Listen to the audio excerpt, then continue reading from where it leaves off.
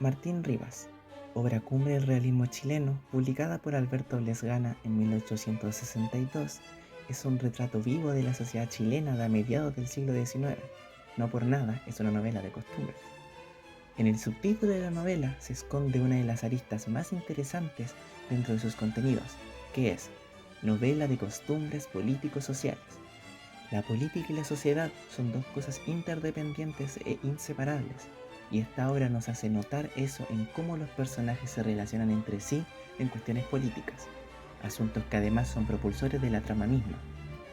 En un contexto de tensión entre liberales y conservadores, Martín Rivas nos entrega cómo se desenvuelven estos personajes dentro de esta realidad. Y no solo eso, sino que nos presentan distintos actores dentro de la política en sociedad, los cuales serían el liberal, el conservador, los tejedores y los oportunistas. La novela, al estar centrada en lo político-social, nos induce a hacernos las siguientes preguntas. ¿Cómo la política y su dimensión social construyen y o ponen en tensión los procesos de creación de la nación? ¿Y cómo la visión política del propio autor afecta en esta visión del Chile que se quiere construir? Para entender el contenido de Martín Rivas, hay que también entender el contexto en el que se produce y publica. Chile, a mediados del siglo XIX, se encontraba en un periodo de mucha inestabilidad política, ya que durante los años 50 hubieron distintos eventos que marcaban el porvenir de la política chilena en la relación entre liberales y conservadores, como el motín de Urriola, que además es parte central de la trama de la novela, y otros conflictos armados en contra del gobierno conservador de Manuel Montt, o la cuestión del sacristán en 1856. Y después de todo esto, en 1861 hubo finalmente un gobierno liberal, que fue el de José Joaquín Pérez, lo que significó la vuelta de las ideas liberales a lo central. En esto entra Blesgana, que con una clara tendencia liberal publica Martín Rivas, en la cual se retrata la escena político-social entre 1850 y 1851, especialmente dentro de las clases más acomodadas, con personajes como Don Dámaso, Don Fidel, Don Simón o el propio Martín. Por lo mismo, Blesgana es muy crítico con la clase acomodada, especialmente aquellos que ponen el capital por sobre todo. Abro cita. En Chile vemos que todo va cediendo su puesto a la riqueza. Dudamos mucho que este sea un paso dado hacia la democracia, porque los que cifran su vanidad en los valores ciegos de la fortuna afectan ordinariamente una insolencia. Es muy evidente a lo largo de la novela la postura política del narrador, que pese a ser omnisciente, es bastante subjetivo, especialmente en temas de política. Esta crítica a la burguesía acomodada se ve reflejada en los personajes de la alta alcurnia, pero nos estamos adelantando un poco, ya que antes de hablar de personajes como Don Damas o Simón Arenal, debemos hablar primero sobre el protagonista de esta novela, Martín Rivas. De acuerdo a lo propuesto por Alexis Smith en Mi nueva querida en la política, Martín se presenta como el modelo representativo del ascenso social. Además, es también el modelo del chileno ideal, dentro de un contexto en el que se estaban conformando distintas proyecciones de cómo debía ser el modelo, de acuerdo a costumbres consideradas apropiadas por las clases altas. Martín es de los pocos personajes que no tienen alguna característica negativa que los haga resaltar, como la rigidez mental de Don Fidel, el arribismo de Amador o la mojigatez de Don Damaso, sino que es representado como un ciudadano honesto y honrado. Esto se evidencia con todas las situaciones que Rivas fue capaz de arreglar para sus conocidos, que respeta el bien público, al prójimo y no tiene dobles intenciones.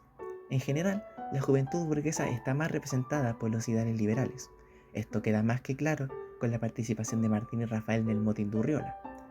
La presencia de Martín en las tertulias organizadas por Don Dámaso demuestran esta diferencia de moral que existe entre el protagonista de la novela y el mundo que lo rodea, ya que constantemente se discute sobre la política no velando por el bien común, sino que por el beneficio propio, lo que nos lleva al siguiente punto, el oportunismo del movimiento político dentro de la alta sociedad chilena y los llamados tejedores. La burguesía acomodada es representada como altamente arribista e inmoral, como destaca Victoria Criticu en aspectos históricos y políticos de la sociedad chilena en Martín Rivas. Abro cita. Son motivados por intereses económicos, carecen de valores morales, son cobardes y oportunistas. Como dije antes, para la alta burguesía, lo único que importa es la adquisición de capital, sin importar el método. Esta postura se hace presente durante las conversaciones dentro de las tertulias en la Plaza de los Encina. donde se habla de política según lo que le conviene a cada uno y se desprecia el movimiento liberal. Esto cimenta aún más la visión liberal del narrador y de Lesgana, ya que hace ver la poca importancia que le daban al bien común y a una mayor igualdad entre clases sociales. Pese a esto, la burguesía acomodada no es de un partido político definido, ya que, como expliqué antes, ven la política como un móvil con el cual llegar a sus metas personales, en las que el dinero sirve como actor social fundamental, ya que la presencia de personas como Don Dámaso dentro de la política son netamente por razones económicas, siendo este el ejemplo idóneo de lo que Lesgana define como tejedores, personas carentes de convicción. Don Dámaso es rico gracias a la compra de las minas que compró del moribundo padre de Martín y desea ser senador de la República para mantener intactos sus intereses, no por razones políticas, ya que cambia de bando entre liberal y conservador constantemente durante la novela, siendo influenciado por Don Fidel y Simón de ir por el bando de los conservadores. Como dice Victoria, abro cita, las aspiraciones de Don Dámaso expresan las de toda una clase social que busca el acceso en el campo de la política con el exclusivo objetivo de defender sus propios intereses. Otro claro ejemplo de este arribismo de la clase alta es Fidel Elías, que se ha presentado durante las tertulias como un acérrimo conservador que detesta a los liberales. Abro cita, esta sociedad de la igualdad es una pandilla de descamisados que quieren repartir nuestras fortunas. No obstante, se nos ha revelado que en el pasado Don Fidel era del bando opositor a los conservadores, los pipiolos, pero cuando se vio en la necesidad de conseguir un fiador para llevar a cabo sus negocios, se cambió al bando opuesto a cambio del favor de Simón Arenal, que se volvió su fiador, que a su vez consiguió el cargo de diputado por la influencia de Fidel. Y esta es la principal tónica de las conversaciones relacionadas a la política que se generan durante las tertulias de la clase alta. Discuten de política y cargos no pensando en la ciudadanía, siendo incluso desdeñosos con la palabra pueblo, sino que en de qué forma pueden verse beneficiados según su posición dentro de la esfera política. También, aunque a mucho menor escala, se presentan a los ciudadanos de medio pelo, como le dice Lesgana, como gente oportunista, siendo el ejemplo de esto Amador. Abro cita. En tiempo de elecciones es un activo patriota si la oposición le paga mejor que el gobierno, y conservador neto si éste gratifica su actividad. A veces lleva su filosofía hasta servir a los dos partidos. Amador es una caricatura de la clase media chilena, ciudadanos que son representados como personas carentes de interés por la política. Por esta misma razón, se puede considerar que Martín Rivas tiene otro propósito, además de retratar el escenario social de Chile a mediados del siglo XIX, sino que quiere también servir como incentivo para que exista mayor interés en la política dentro de la sociedad chilena.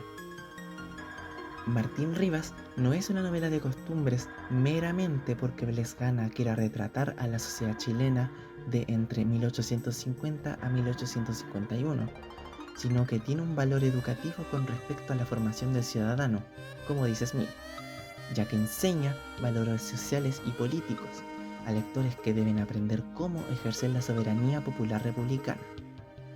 Esta idea se refuerza con el concepto de Martín como un modelo del buen chileno, que surge dentro de un contexto político inestable como una persona honesta y honrada, la cual actúa por el bien del prójimo, y también por lo mismo, el resto de los personajes tienen alguna característica negativa que sirve como eje central. En otras palabras, Martín Rivas es una novela que sirve de guía para la sociedad chilena, una que no debe ser oportunista y no debe obrar por el interés propio, sino que deben ser entre todos una comunidad unida que vele por la seguridad nacional, dejando de lado su individualismo o fracturación política y dando paso a un Chile unido con personas honradas y solidarias. En conclusión, en la novela Martín Rivas, la política dentro de las clases sociales altas no es vista como algo que deba ser hecho para el bien de la ciudadanía completa, sino que sirve como herramienta para esta burguesía acomodada para resguardar sus propios intereses, sin preocuparse por los más necesitados. La obra tiene una clara tendencia hacia las ideas liberales, ya que regularmente critica a los personajes que son de la corriente conservadora y a los que ven a la política como algo de lo que se puede beneficiar. Por último, la novela sirve como una guía de formación del ciudadano chileno con respecto a temas cívicos, políticos y sociales, siendo Martín el modelo a seguir de cómo debe ser un buen ciudadano. Muchas gracias por ver este video. Les queda encarecidamente recomendado ver los demás videos sobre Victorino Lastarria y Rosario Rego que se encuentran en el canal, en los que se analiza desde la visión político-social algunas de sus obras. Esto fue Chileratura, entre letras y política.